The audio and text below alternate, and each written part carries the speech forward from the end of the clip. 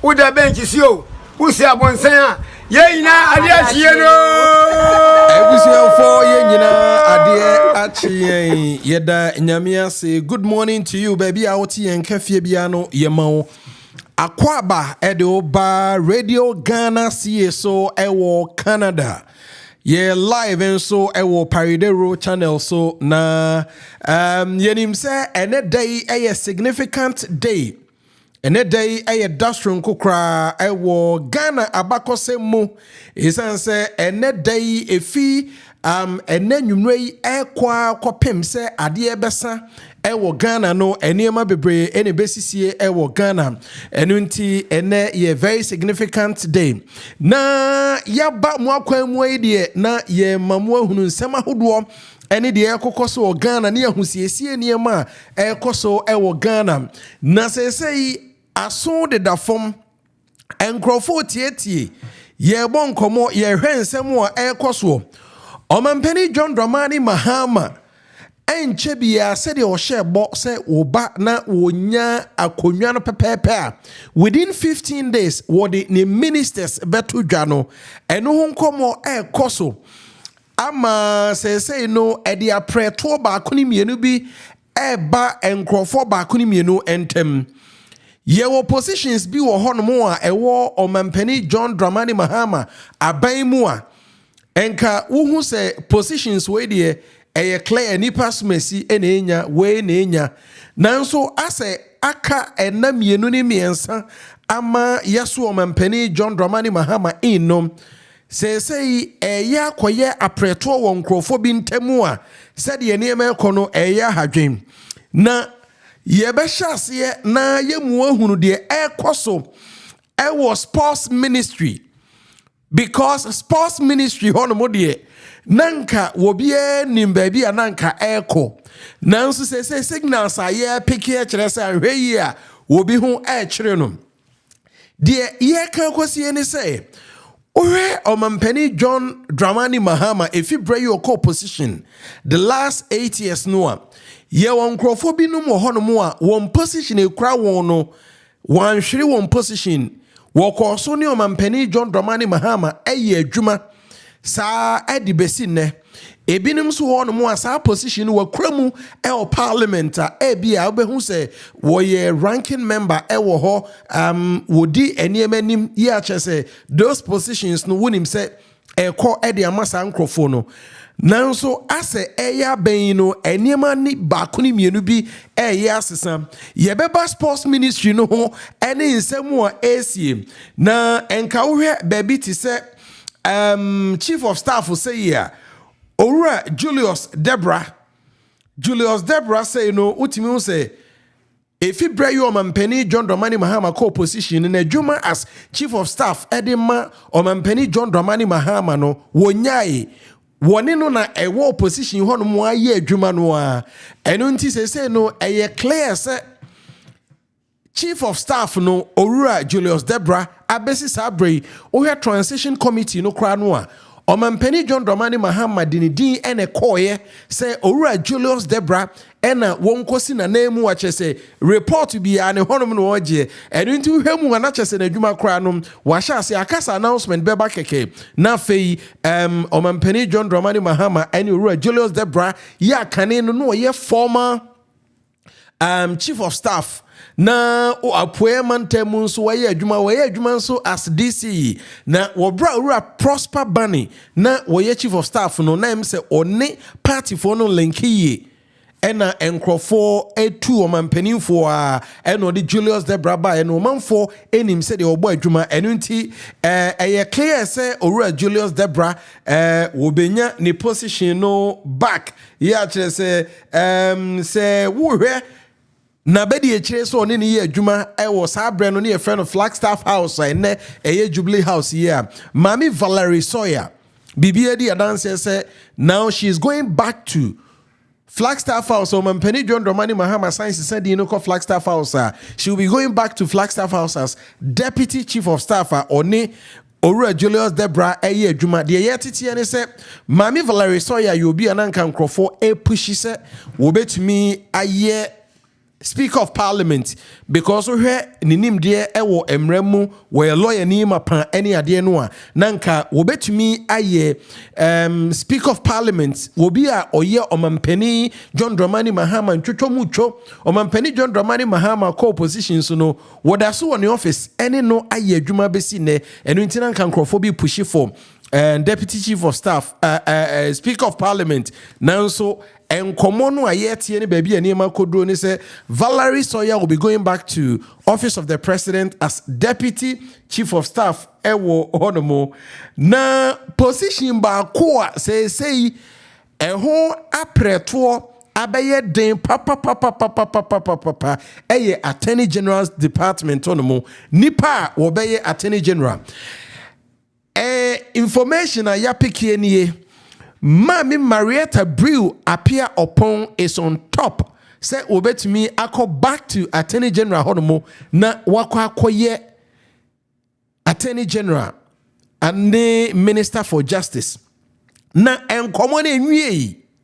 Esan se nipa bi nso ka se wo hwe Attorney General office honomo no a wo se wotumi nya obi a adwuma a wobɛyɛ no ɛbɛyɛ adwuma a ɛbɛboa ma Ghana fo kuma atɔ won yem esan sɛ ɔmampani John Dramani Mahama ne NDC fo ɛyɛ campaign den pa sɛ MPP fo ɛbɔ kro no ama sɛ kra ɔde bibi ɛfɛ no ora aba a wo bɛkyekye nkrɔfo a ɛdi ɔman ne sika ɛno nti sɛ wopɛ no sa ɛwɔ sɛ wonya lawyer n'ani ɛden a ɛba sɛ yɛmmɔ kwadu na yen charge nkrofo a ebetimi di nkrofo atum esan se ohwe previous government ansana President Mills beba na sa na NDC for ye say MPP for USK wo bechi won atum wo ba ye nipa mienu a ye de won ko gina court ano ba ko ye Chief of Staff de ma omampani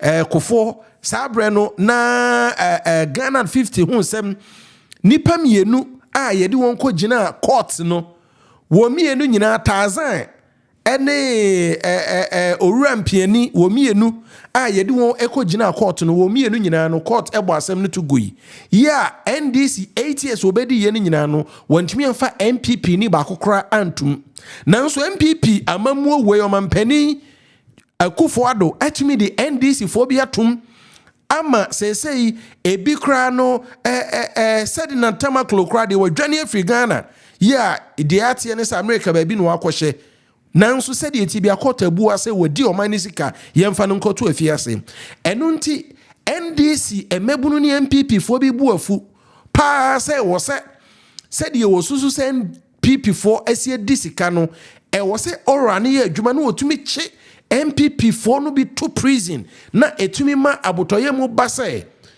8 years ago MPP for eba efie akonwamu no a wantumi amfa MPP ni bia nto akonwam afiase no omampani John Dramani Mahama mamuo mu de enko obetumi anya obi achi no de na to afiase ama ya danse se ampa ye kase nkrofo no wie sika no eye no kre enu nti nkrofo bi kase sa adwe no wo hono na se empanifo ni abre so obechi obi edi na tumu a nipa ya ewo se omampani John Dramani Mahama yino as Attorney General ni wono no da so no Tadio sorry ena se nkrofo bi recommend se ebeye a anka omampani John Dramani Mahama appoint no as Attorney General na oya Tadio sorry ansana amamuo omampani Akufo-Addo amamuo ye ekwa wie bese akono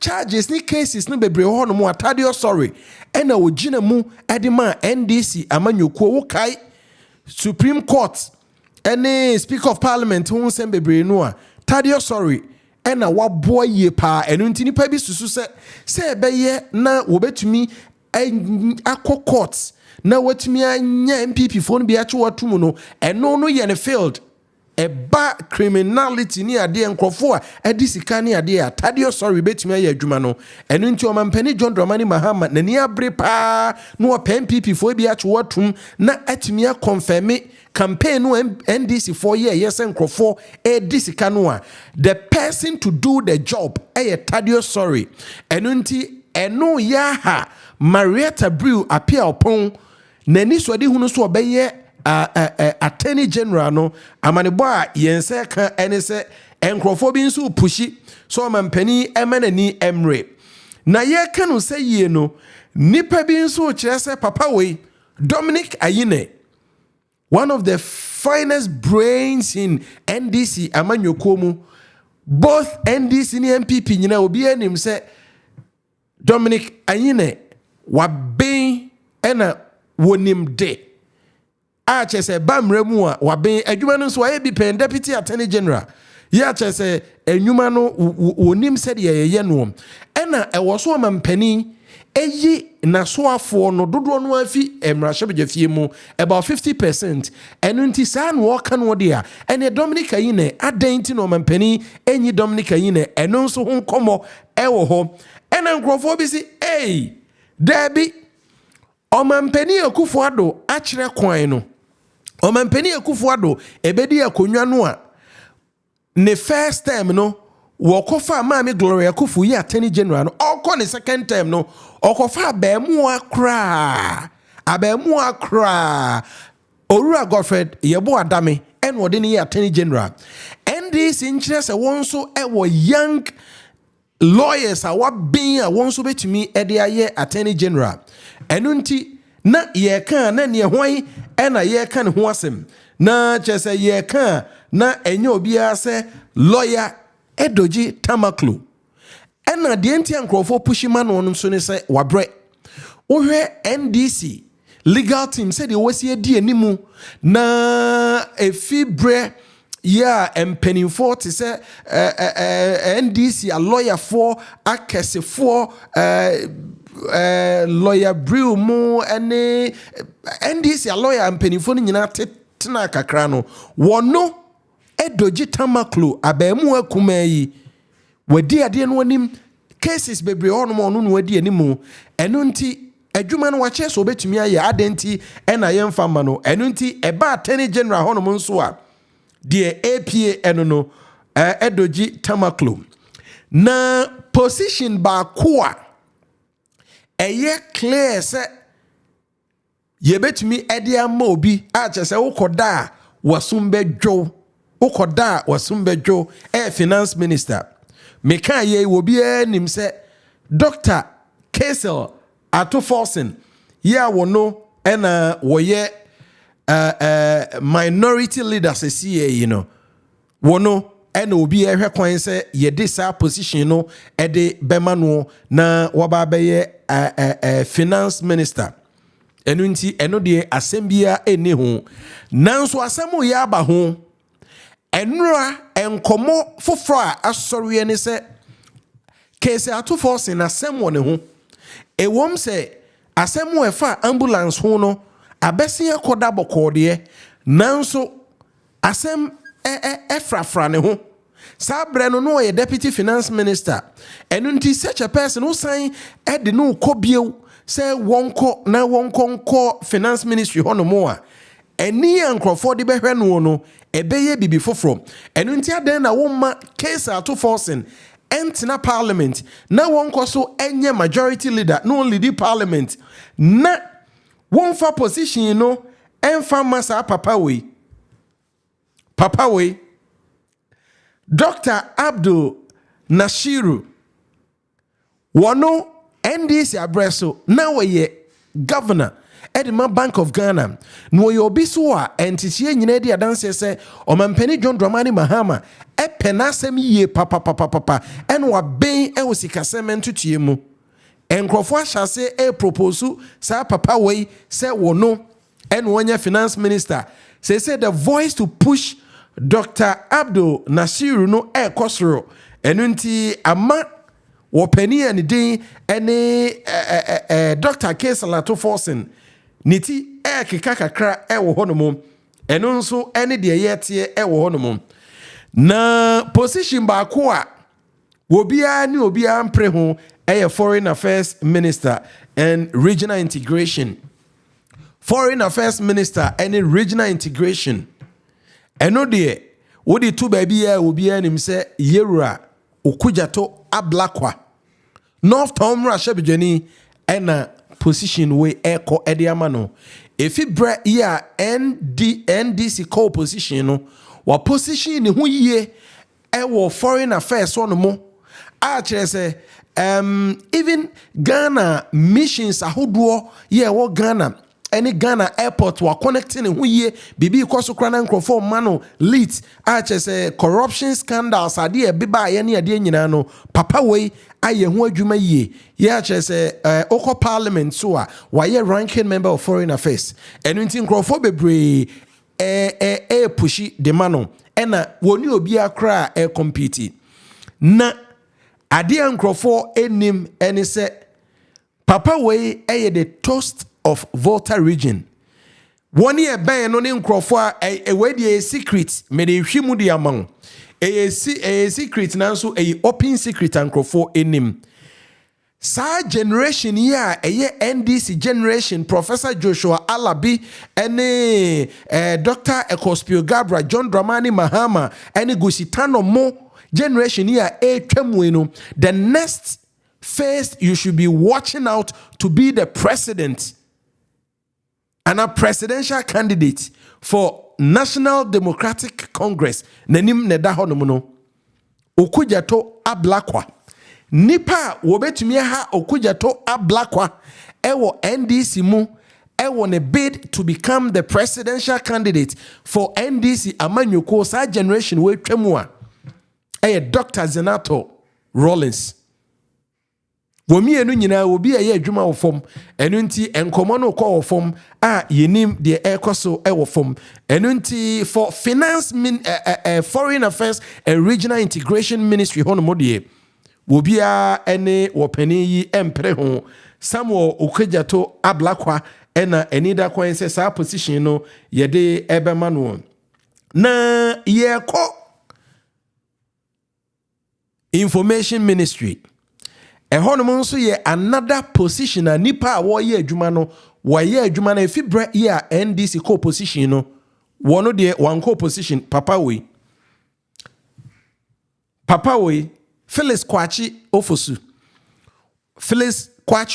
wo bra NDC co-position no aban ekwoso tua ne ka esanse nipa President John Dramani Mahama eye ne staff a odi wondin eko Office of the President na omampeni Ekufuado wo akonwa so nyina no ye omampeni John Dramani Mahama na dwuma efo a bosumi bia ye tua wonka as staff of former President John Dramani Mahama no Phyllis Ofosu Kwachi na wodaso ye adwuma enu nti do na aban no eko opposition de nanso na wodaso ye adwuma ema former President John Dramani Mahama na wo opposition as ne special aid a wakasa ede Emmanuel Phyllis Ofosu Kwachi wono ena wodaso sesei no na de yetete ne so mampani John Dramani Mahama anhwe yi a wobeka Ministry of Communication Information ede abom wodi bomu a na Phyllis Ofosu Kwachi eda ano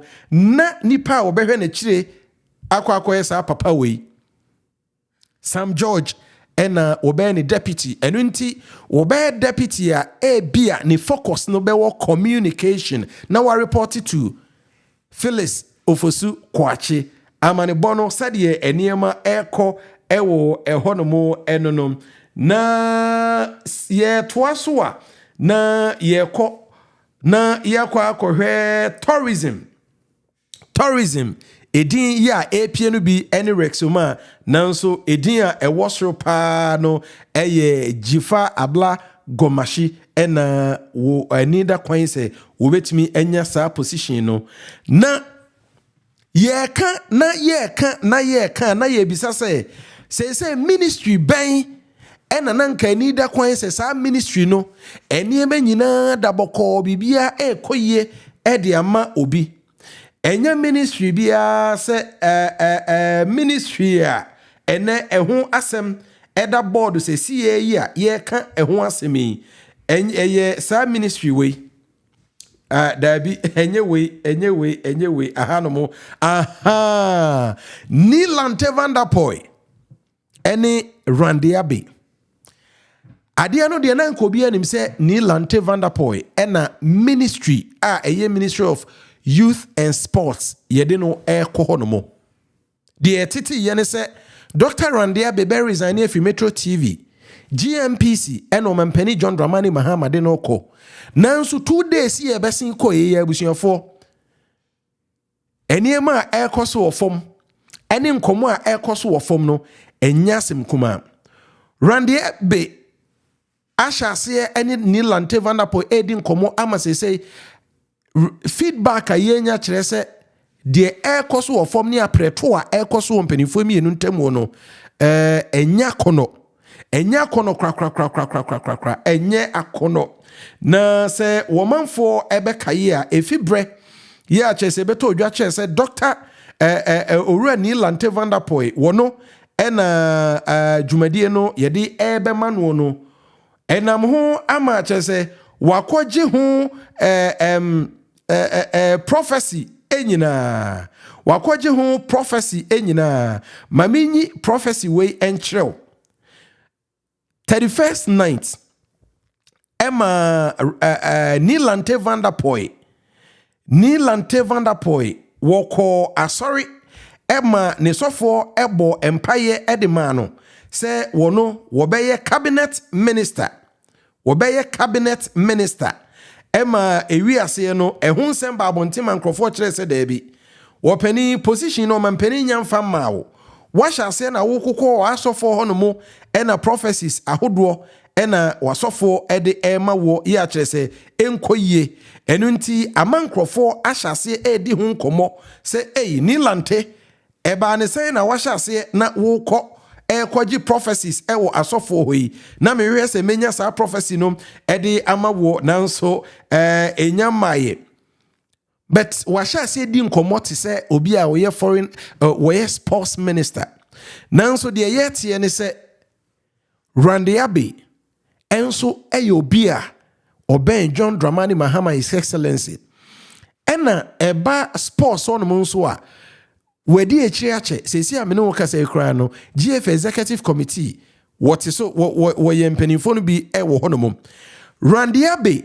ene GF fo mpanifo ewo honom sesi yi ewo problem wakokasa de eto adwache so no sports minister wo behwese sa mpanifo no ho no wode won befa kwan bi so amma sesi Nii Lantey Vanderpuye enya support of both NDC and NPP for one page GF mpanifo na wo sesi yi no na sa mpanifo na ye ka won asem no so no Randy Abbey eka ho Randy Abbey ena President Mills abreso wo bu aya senka ebe ya ye bayi kwasi nyantachi de efi honomo in fact investigation ya anas arim ya anas eye me babontin no enkrofo bebre suspect se plan no ni se de niema ko ye bia Randy Abbey ewo akire bi isan se Randy Abbey kwaku baako Kwame Sefa kai ene anas arim ya anas eye namfo pa enunti se de na nkrofo fa kwaniese nyina so try so obenya kwasi nyantachi anu onya no ene baabi ade no kofa ya ebo no ene se de na nkomo no kono nkrofo bebre enim se Randy Abbey eboa yie because na nkrofo nso suspect se Randy Abbey kwasi nyantachi NPP ni a wakwa akɔhye GF hono a wode football people no nyina no akɔhye NPP mu a kyese woye machinations edema NPP ni omampani Ekufuado enu ntine wo se NDC fotumi fa kwambi so etu kwasi nyantachi asene mu na nkrofo suspect enim se Randy Abbey ebo ne homodin yie eni anas eye niema eboaye ema kwasi nyantachi fi hono mu enu nti enei no se if he is vying for that position na chese wono nso aboa NDC ewa kwani asa nyina so esanse 2016 de kwasi nyantachi eboa ma NDC for MPP for year with football people football ekati across Ghana babia 2028 enyades wotumi eyeye 2024 enyades wotumi eyeye ehun credit eko de ma Dr. Randy Abbey ya na downfall a ɛyɛ ne ntwotwomutwo na damfo pa ɛne ɔmampani John Dramani Mahama ɛno nti ɛno nso ho nsɛm ɛwɔ hɔ no mu a ɛnya asɛm kuma na sɛsi yi a me ne wo ɛkasa yi deɛ wotumi ho sɛ ɔmampani John Dramani Mahama eja egu ni chemu papa eja egu ni chem eja ya egu ni chem ni nyina no ene se enkrofo guso lobby say pressure ya da omampani so ne se wanya MPs amana broso Ghana minim se omampani bia bakra wanya strong majority sa apart from 1992 no a NPP for boycott yema na strong majority of parliament for NDC no minim se yehunu ebi saa biem wo Ghana abakose mu a nanso se si yi no saa de yi ebi asen asi ama omampani John Dramani Mahama wo saa majority way wo parliament si ya mene kasa yi enu nti eja ya egu ni chemu nyina ne se kwan obefa so a 50% more than 50% of the ministers ebe free parliament no aye bibie wo ho enu nti ama ministers no wobia eye biribi a opese wode ye na wode so enkrofo ani na enkrofo hu se ai wo ye adwuma enu bi ena esi ye ema saa papa wei na no wo kokasa ye ewo omayi emra hyebedwafie mu a ebeto odwa kire se maame Rebecca Akufo-Addo nebo efu ye no minim sa asem wo ye a me bekan no enkrofo beye me enkrofo bubefu nanso maame no nebo fu ye a eduru ba bi a na nebo na bufuo no edise ne bufu esan se wo hwe a yato aba no awie NDC edi nkunima wie adwuma omampani John omampani Nana Danko Akufo-Addo ye na ba wie enkonta en obebu kire oman no se wawie woko sika sei na meja ewo oman no fotuo mu de ama omampani nyame ya domo a omampani John Dramani Mahama next month wono nso beko de wa receive ye MPP for de ama no wode beba betu dwase sei na nkrofo no gya wachire enu nti platform no a Owura Kofi Imano Kofi Amaboa elembelemra hyebedwani as say mini bibia di adanse say Minister for Lands and Natural Resources na all lobby for no ninsaka esan se saa de no ye o parliament no ama say nkrofo NDC for boje no so pa ba ye resa platform no a wode ye saa de no from mpani Akufo-Addo se oye faro ene de keke ka ho ni se de koye no na eyade ano hye because parliament on no sada no wo your friend is a foreign dignitaries wo ho no mo da Ghana ye kire ohwe omampani John Dramani Mahama 2017 the last state of the nation's address wokasa kama wo wieye bibia ko kama wo bie ni wono mo a woka bibi boni bia editi anu esan se day to show se Ghana because Makotie 2017 last state of the nation's address President John Dramani Mahama spoke like a statesman like chesa utie ni speech no a kama said your omampani Akufo-Addo beye ye no a ye kire wi asese Ghana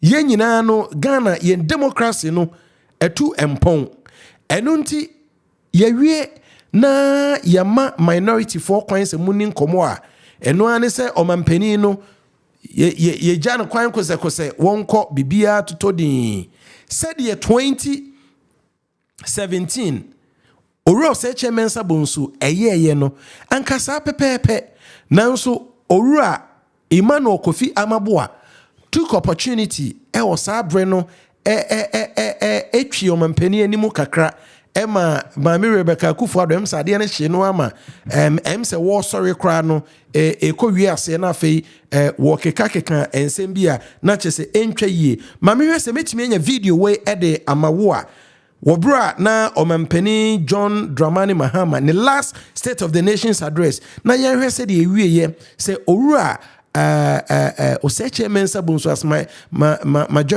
minority leader then can be bisa editwi nanimu a mame fanche na hwese de tie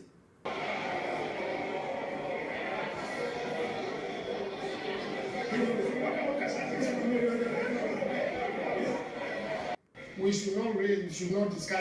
I believe I want to plead with leadership that they should go back and do the consultation which they started some time ago.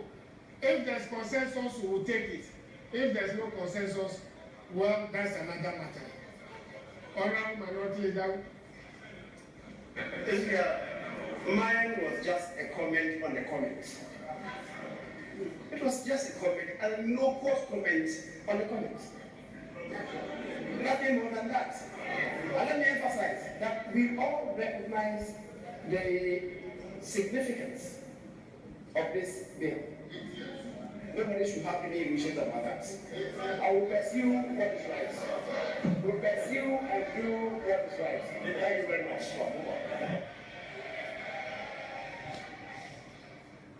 Honourable members, at this stage, we suspend sitting for an hour. We suspend sitting for an hour.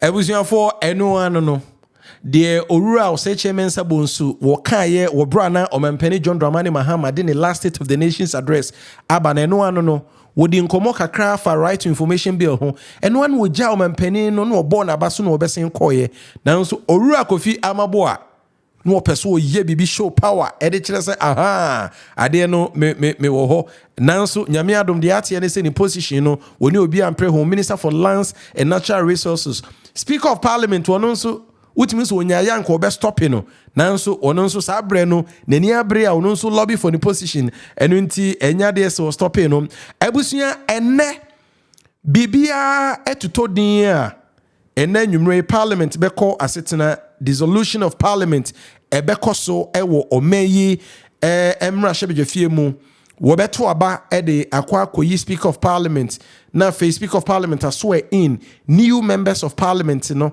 na afei adeachi benada anopanoa na chese omampani John Dramani Mahama eni na bedi echi nso ya swear in na abusuafo sesi a me no kasai no eniema eni bibia edida na kwan mu na ways of TV ene empanifo a won ena woye esiesi adwuma ewo baabia ochina dwumadie no ebekoso ebesoe omampani John Dramani Mahama ene ne vice yebesoe won in no bibia ekoso kama ewo honomo na enkomo ya woni empanifo a wosiesi honomo ediye no yebekwa akopɛ bi etie na yahwese de arrangements ena afei Black Star Square honomo no said enioma esi eko enunti yebeko na yakwa akohwe sa video no na yahwe said ahusiesie ekoso ewo ehonomo enunti entie interview we kind courtesy Wezo TV ahusiesie ya ekoso ewo Black Star Square identity of Ghana. So like, you know, we have different themes for different areas and different sitting areas. So yeah, that's what I am more concerned about the handiwork men here. Right. Are they Ghanaians? Who are the organizers?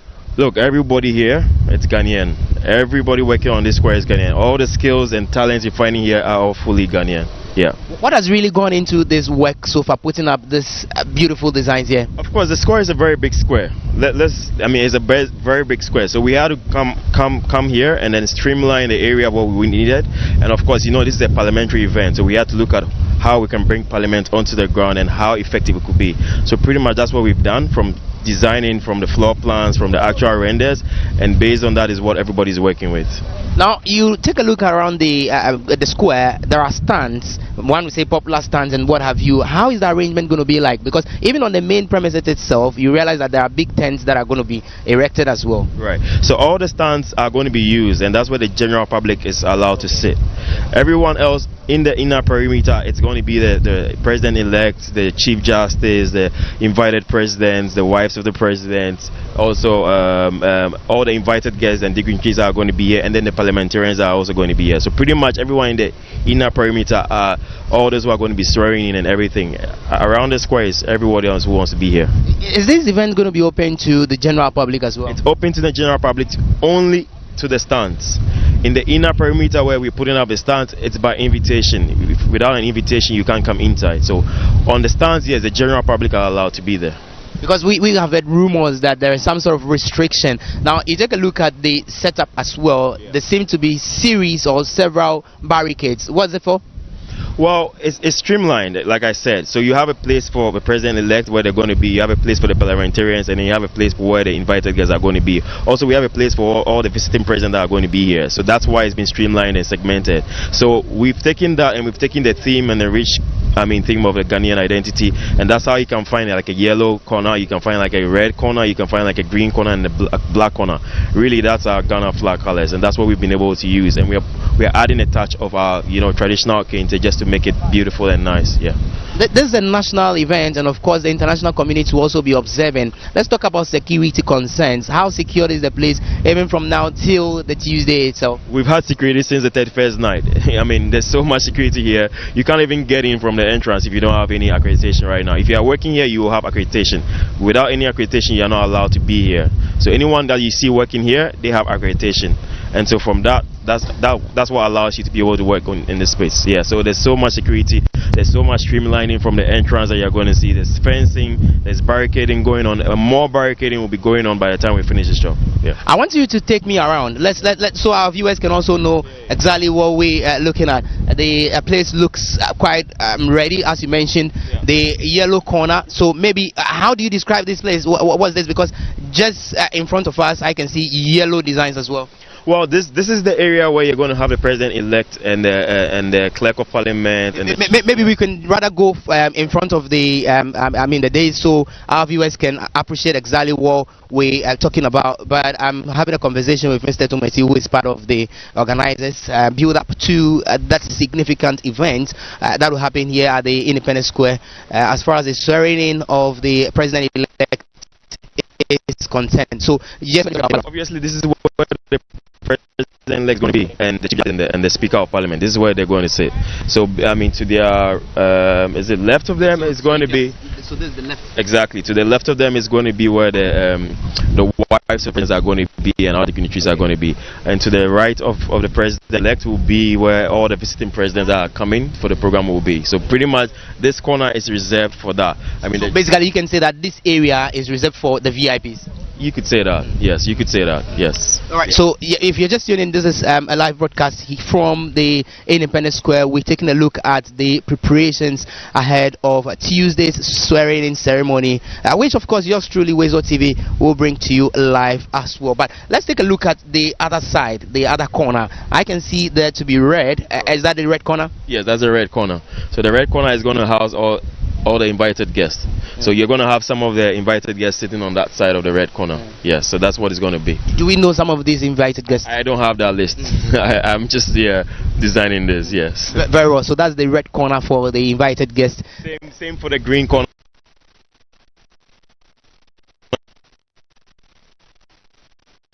And that's where you're going to have all parliamentarians sit, and then parliamentarians spouses are going to be flanked on the left and right of all the parliamentarians. Okay, when you talk about parliamentarians, are you referring to even the ones that are going to leave their, exiting the scene? No, I don't think those exactly. I don't think those ones are going to be here. It's going to be all the ones that are going to be sworn in, that are going to be sat on that side. Okay, very well. What's the rationale behind the green carpet? No, it just adds on to all the design that we are doing. It just makes it more natural and more lively and everything. Also, it's we've got to go green, really. It's a representation of going green. The floor is pretty hot over here. This is probably going to cushion us.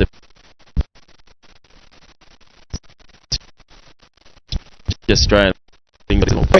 I'll put it at 70 for now. I think that by the end of today we'll probably be at 80, 85, and I think tomorrow, by tomorrow we should be done over here. What should Ghanaians and the entire world be expecting on Tuesday?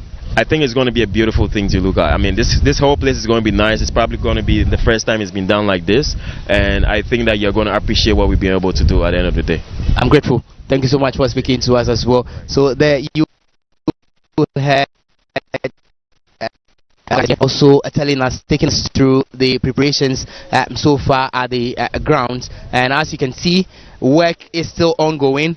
there are a lot of handiwork men who are gathered here, like Mr. Tumeti mentioned. They started this right on the 31st of December, the night of 31st, and of course work has been ongoing assiduously ahead of Tuesday's significant swearing-in ceremony here at the Independence Square. And as I mentioned earlier, yours truly, Wezo TV, will be here to give you all the live feed, the live updates on this particular event as men are at work. There he mentioned will certainly be the black corner where the MPs elects who will be sworn in into office will be sitting with their spouses as well. Here the invited guests will be seated here, and then the other side as well, some invited guests will be seated. But across board, where you can see the larger number of the stands, that could be described as the popular stand, as Mr. Tumeti mentioned, that will serve as the hub where Ghanaians will be seated throughout to witness or to watch this particular program. So the message that people are putting out there that this is a restricted program, it is not true. I've just spoken to one of the organizers who has explained and clarified it carefully, that it is open to the general public, just that the inner perimeter that will have some sort of restrictions because it is assigned to specific people who will be coming in their numbers. So here at the Independence Square, Randy Ahaji, it is bye-bye for now.